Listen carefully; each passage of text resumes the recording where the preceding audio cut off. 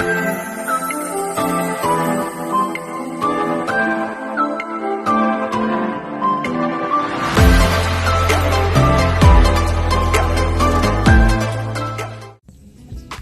pangyayari na humubog sa akin upang mas maging mabuting tao ay noong niyaya ako ng pinsan ko na sumama sa kanilang mga religious activities tulad ng prayer meeting at Medina at iba pa. Dahil doon, marami akong nakilalang tao tulad nila Ate Jonella, Ate Trisha at iba pa.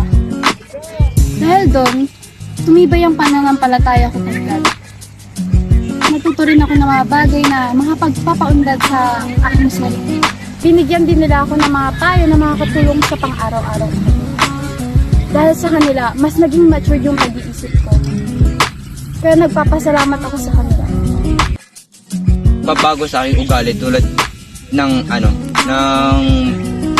ako'y naging palakaibigan na dating hindi nila makausap dahil ako'y mahihiyain sa mga tao.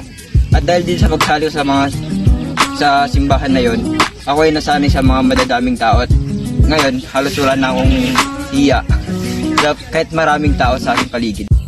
Ang nagpahubog sa akin o anong pabago sa aking ugali ay ang pagsali ko sa altar server o sakristan sa isang simbahan sa Bantayan na nangangalang Beato Juan Martinez de Santo Domingo Pastoral Station.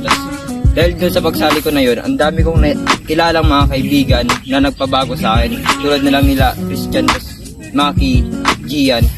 Sila ang lagi kong kasama sa pagsusod sa Diyos. At dahil doon, sila din ang lagi kong kasama sa mga galaan. At sila din ang nagpabago sa aking mga gawain sa